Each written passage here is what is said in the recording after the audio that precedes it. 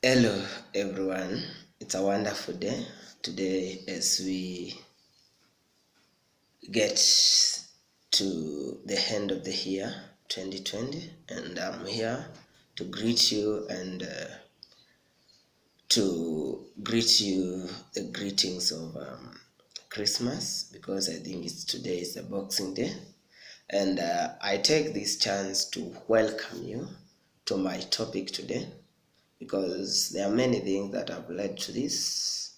And I think today I will be talking about self-esteem, and I will focus mostly on what makes up the self-esteem. And these are the components of self-esteem. But I will just understand that self-esteem is simply understanding that you're worthy while something. You deserve respect, and you are supposed to, like, that respect, you own it.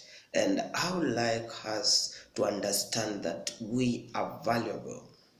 Whatever we do and whatever we do, whatever we are, we should understand that we are valuable, and we deserve to be respected, and we deserve to respect other people, because this is the most important thing, because it's inbuilt. It's just something inside you.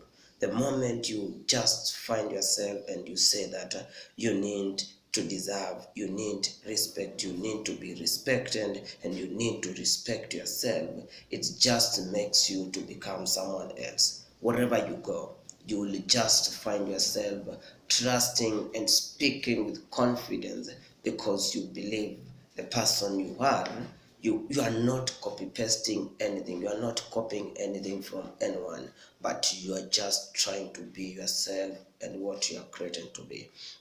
So I would like to understand that self-esteem is the person's overall sense of ease, or value, or worthy. So the worthy is something, and I always talk about the value of something is really depends on what that thing it is. So when you take gold today and you compare it with another mineral, the gold will have a higher value, because those are the standards set to measure the value of something. So in life, just measure your value. Just be the most valuable thing. Think of yourself as the most valuable thing in life. And by doing that, it will be easier for you to make a difference in life. And by doing that, it will be better off to just make a difference in life. And by doing that, it will be very simple for us to live a life of great change, because we don't really need to rely on anything else or anybody else to feel worthy or to feel valuable. And by saying that, I need to say that it can be considered a sort of a measure of how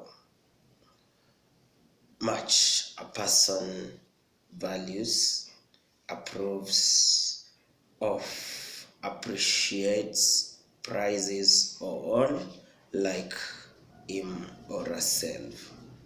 So if you don't like yourself, it might be very hard for you to be acknowledged as a man or a woman of high self-esteem.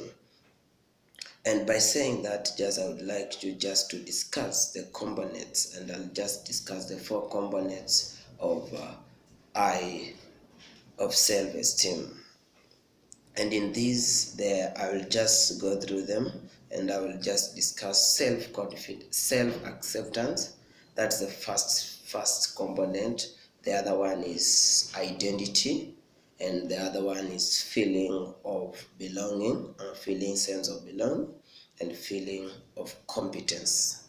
And I'll start with the first one, is self-confidence, and this is feeling of security you feel you are secure, your emotions are secure, your feelings, and so that you don't need to rely on anything else to feel secure. And by saying this, I will say this, that feeling self-confidence is one of the foundation of self-esteem. If we feel secure in our families, if we feel secure, we feel loved, and if we feel that our needs are safe wherever we are, it tends to develop, it tends to build and to improve our self-esteem. And by saying that, it's that when we try to take our place and dare to try new things and new experiences, it just helps us, it opens our minds, and we discover that we are good in this and we are not good at that. So we'll tend to find secure because we'll try whatever we feel we are best in, and we'll do our best on that area. So, for example, when we learn to talk, when a baby is being trained on how to walk, they will tend to fall the first, second time, third time, but they don't give up in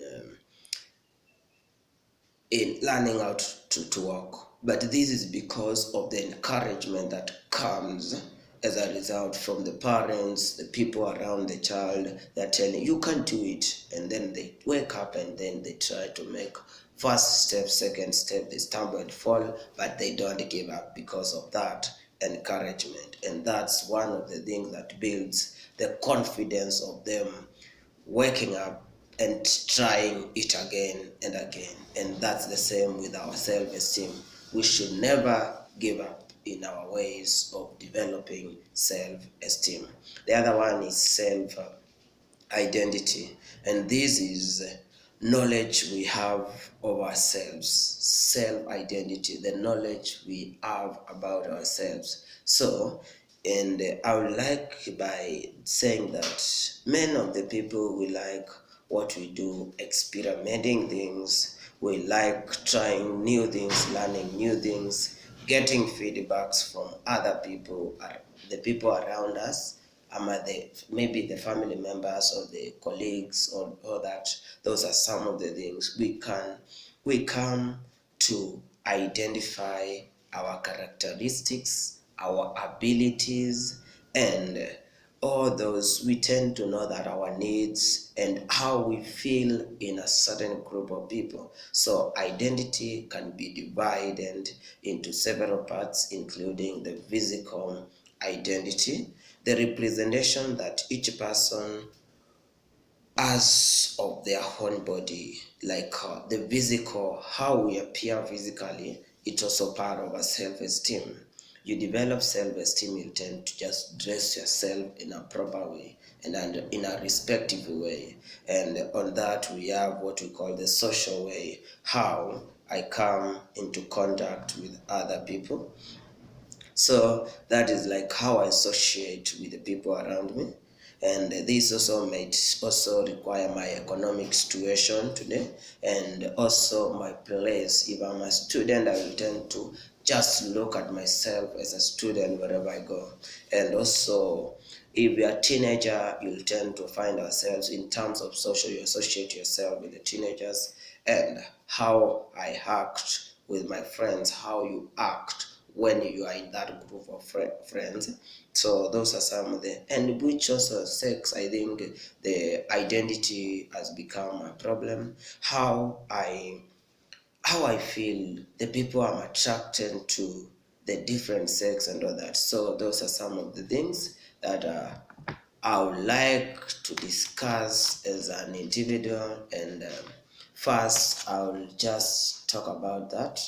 And also, I think I talked about self-acceptance, self-confidence, and identity. And the third one will be feeling of belonging, that all that sense of belonging in our family, or in a group.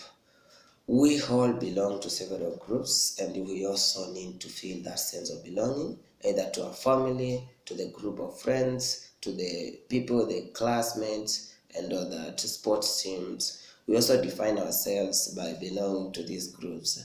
Yes, I belong to a club. I belong to this club. I just have my teammate. I can meet them and all that. So that gives you a sense of belonging, and that feeling just builds your self-esteem.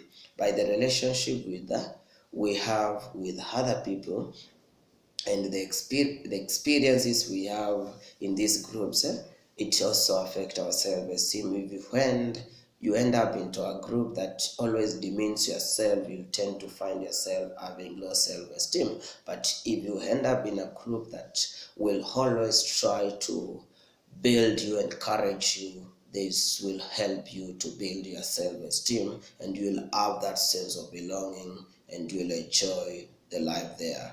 And on those, you just, the relationships also plays a bigger role in building a self-esteem of someone.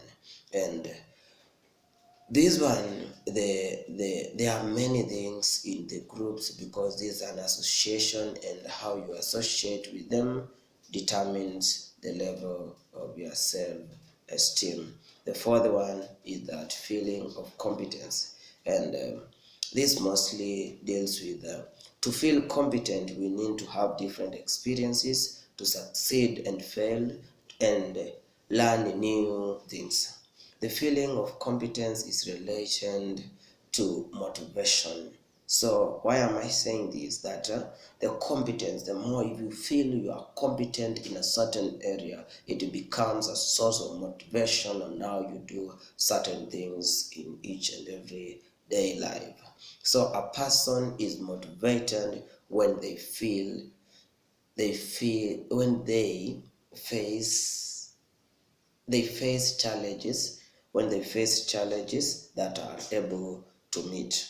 So if you face challenges and you are able to meet them, to overcome and to face them and not to avoid them, and then at long last you end up being victorious, being able to get victory or to do it better than you did it the first time, or than anybody else, that gives you a sense of motivation. So that's one thing. So if we feel that we are able to face challenges and overcome them, it builds our self-esteem. The other thing is success results in a feeling of efficacy, and also in a pride that promotes self-esteem. So the more you succeed, the more prideful, the more that feeling of worthiness grows in your life.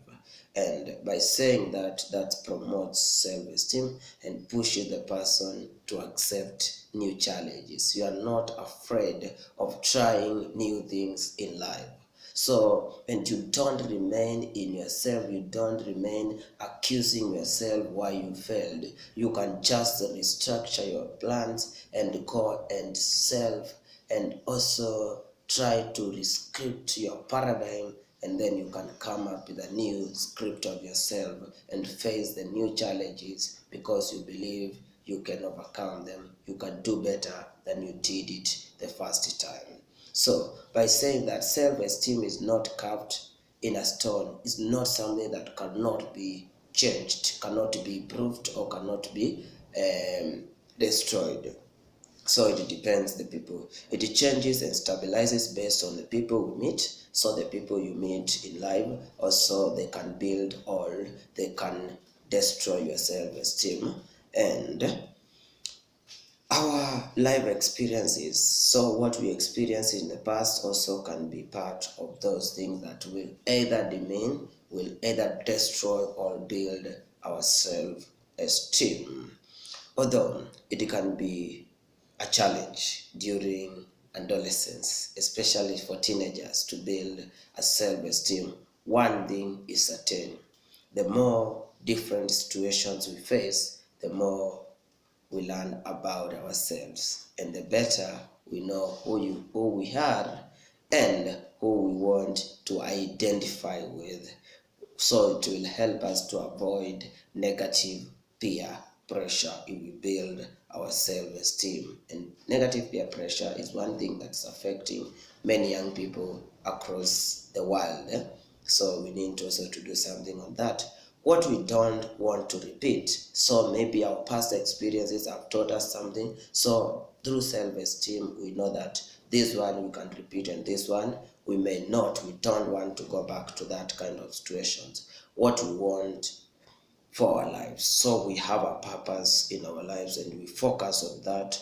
We are self-driven. We have something that is driving our lives, because a few months ago I discussed about living a purpose-driven life. So by saying that, those are the four components of self-esteem, and I will just be discussing more about that, the characteristics of people of high self-esteem, characteristics of people with low self-esteem, and how to build your self-esteem, pillars of the self-esteem in the near future. And I take this chance to thank you for watching this video, and I would encourage you to subscribe to my channel. That's Reuben Muindi, and watch other videos that I've posted and those which will be posted later about the self-esteem and other topics, because I'm a social work by profession, a trainer, and also I focus more on building men to become